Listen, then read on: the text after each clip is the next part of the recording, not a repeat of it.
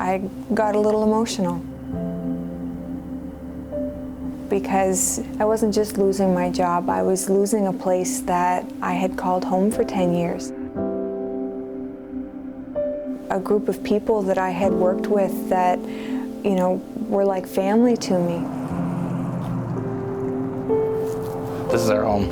This is where we really wanted to raise our kids. I mean, we're fighting for that right now.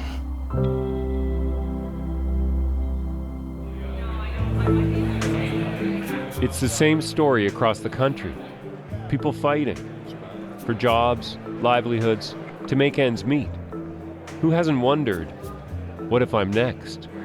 Do you have to write an The economic numbers aren't good, but here's the thing. The people on the front lines of the sagging economy, they might surprise you.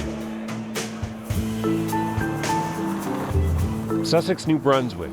It may seem picture perfect, but this is a town in turmoil. The Potash mine was its spine, its biggest, its highest paying employer. And now it's gone. The mine shut. 430 people lost their jobs. That's exactly 10% of the total population suddenly unemployed. I've come to a job fair for laid-off mine workers. What can they teach us about what a job means and what it takes to rebound? It's devastating to the community. Now there's really nothing here. I hope there's no major industry to create employment. You lose a job, you lose money, but what else goes on? Depression, anxiety, anger. You know, it's devastating to the community in a whole. Did you expect to keep working there until retirement? Yes, sir. I have my next 10, 15 years all set and planned out. That's what I wanted to do. I hear that over and over. A job at the mine was supposed to be a job for life. The company had just invested $2 billion in their operation, and there was enough potash to last 70 years. It strikes me how many young people there are here. Hi, I'm April Glendenning. Their lives turned upside down. Yeah, my background at the Potash mine, I was there for 10 years in their lab. My background's environmental. I'm an environmental technologist. Coming here today, what do you hope for? I'm not quite sure. I'm hoping that there's work here for my discipline.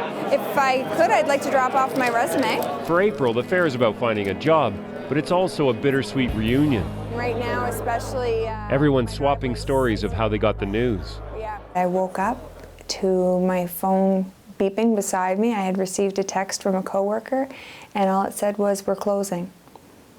And my response, I kind of sat up in bed and I, kind of cleared the sleep from my eyes, and I read it again, and I text back and said, "Seriously?" And he said, "Yes, I was just in a meeting." He said, "The meeting's still going on, but I had to leave because I felt sick." After she got the news, and really ever since, April's had one thing on her mind. So this is the basement. I gutted it myself. Like all of us, there's something she'll fight to keep. I just keep thinking about my home. And to some people, their home is just four walls. To me, this place is more than that. I've poured my heart and soul into this house, and I love it here.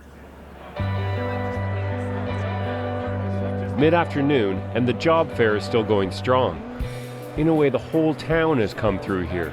As people keep telling me, there isn't anyone in Sussex who hasn't felt the layoffs. There at the bulletin board, that's one family. It's hard to imagine, but all of them are suddenly jobless. Industrial pulp millers. Scott McAleese worked at the mine for 18 years. I want my daughter to have what I didn't have as a kid, and she does get that. So I wanted to continue that, but I might not be able to. So, because of losing this job. What's it like to say that? Oh, it's heartbreaking, really. I mean, I don't know, just hard to talk sometimes, just to think, really. The thing is, in New Brunswick, these were some of the lucky ones. They had well-paying jobs in a province with one of the highest unemployment rates in the country. Historically, what people here do in tough times is head west to work in the oil patch. But they're not hiring.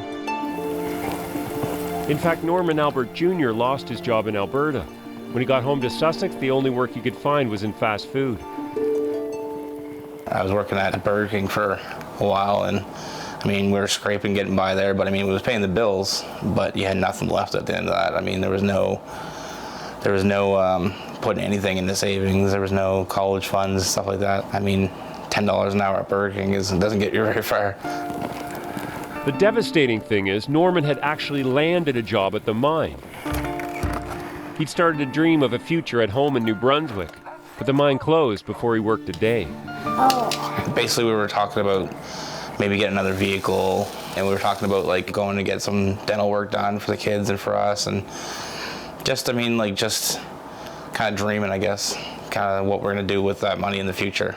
I guess we put the money in the bank before we even got it. So, you know, when you're looking for work, it's about money, but what else is it about that makes it hard? It's just that it's hard on your kids because, I mean, you try to play with your kids and you try to have fun, and it's hard to have fun when you're just pretending to have fun.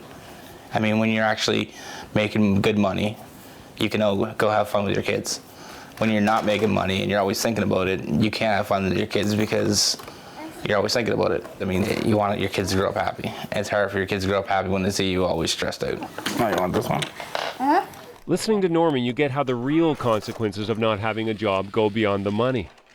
And yet he's not giving up. We just try to like stay positive and know that there's other people that are going through hard times too, and you know, we all got to stick together, especially like in a small town like here.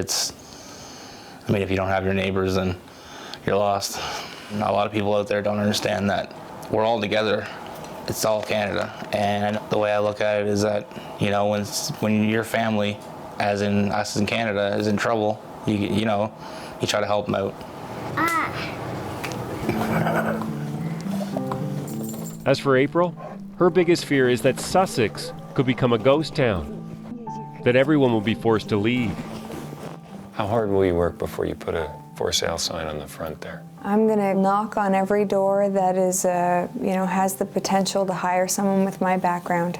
I'm not gonna leave a stone unturned.